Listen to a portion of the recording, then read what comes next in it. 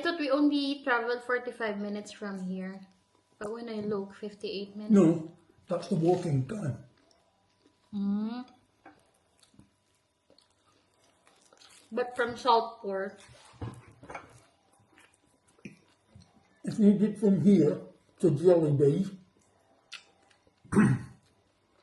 it's 7 minutes and 5 minutes walking time or something like that. I thought they're gonna use the car, but she said they're gonna take train also.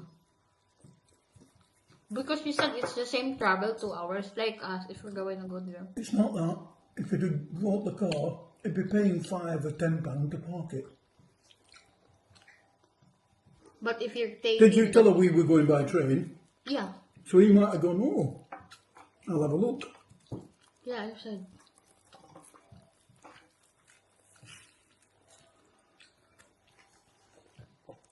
Because it's also convenient. We're just gonna 2 minutes walk from the train station. And from here to train station, isn't it? 2 minutes walk. For us.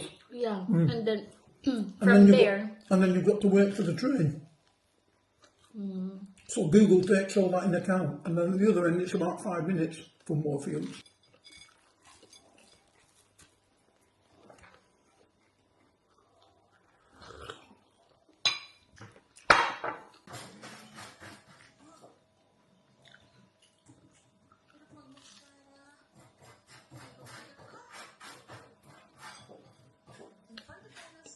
Did you have a shower?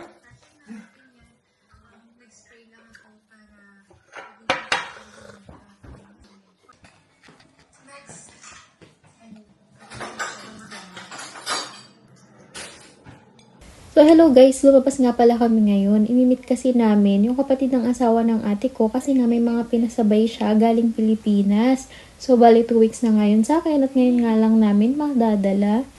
Kung mapapansin nyo nga ay lamig talaga ako. Sobrang lamig talaga dito dahil winter pa nga. Samahan mo pa nga ng medyo pag-ambon at pag-ulan nga kanina. Dahil nabasa ang kalsada ay nakadagdag nga ito ng lamig. So bali dito nga kami magkikita-kita sa Liverpool. Kasama nga din pala niya yung asawa niya na British. Kami nga ay nag-train nga lang kasi sabi nga ng asawa ko mahirap daw ang parking dito. Isa pa nga din ay napakalapit nga namin sa Southport Station. Kaya naman sabi nga namin ay mas maganda nga kung magte-train na lang kami. At least hindi pa namin iisipin yung kanyang pagpaparkingan. So bali ang usapan nga ay dito kami magkikita-kita sa Jollibee. Dahil nga medyo maaga pa kami ay nag-order nga dito ang asawa ko ng coffee. Pero dahil wala nga daw coffee kaya lilipat na lang muna kami ng McDonald's. Bali dito nga, i-mini-message ko nga siya na nandito na kami. Kaso medyo malayo pa yata sila kaya sabi namin ay okay lang. Bali mag-iikot-ikot na lang din muna kami. Buti na nga lang ay tumila na ang ulan.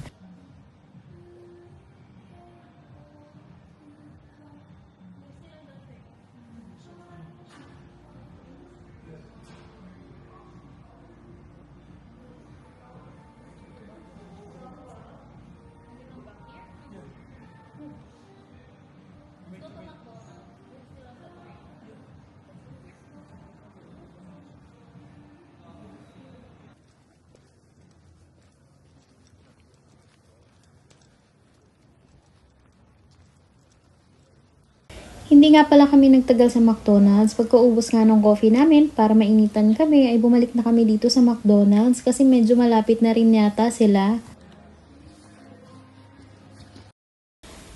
Bali, umorder nga lang pala kami dito ng fries. Bali, dumating na nga din sila. Tamang-tama nga at tapos na rin kaming kumain. Plano din kasi nila mag-ikot-ikot at uminom ng kaunti.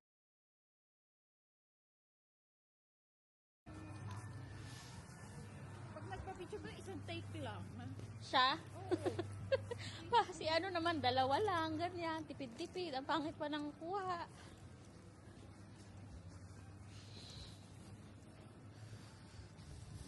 Lamig. Hindi ko talaga kaya ang hangin dito eh.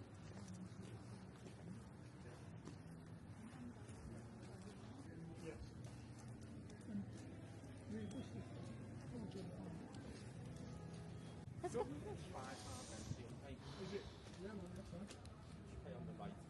Thank you. Love you. And actually, it's a really good Liverpool accent. And you probably won't be able to understand the word he says. I'm not so sure yet.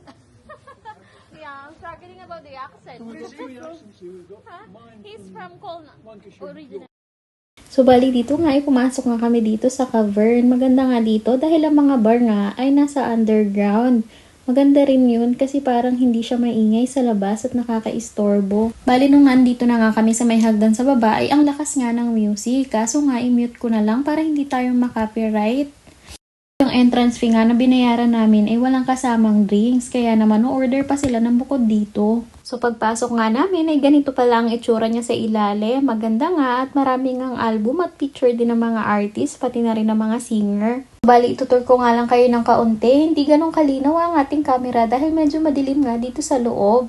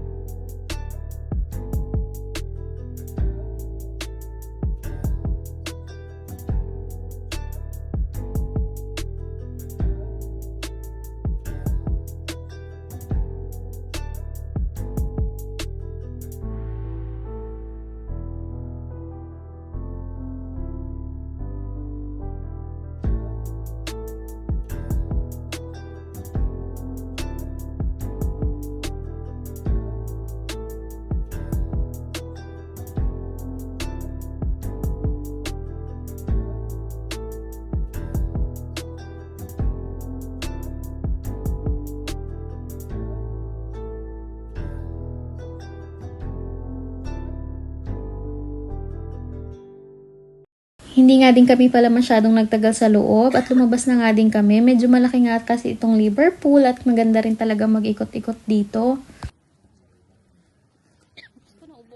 Bali hanggang dito na lang muna nga guys dahil hindi ko na naituloy ang video dahil umulan nga dito ng malakas pagkatapos namin maglakad-lakad ng kaunti.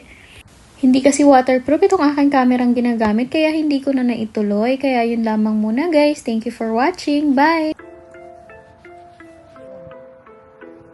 I think it's called a gondola.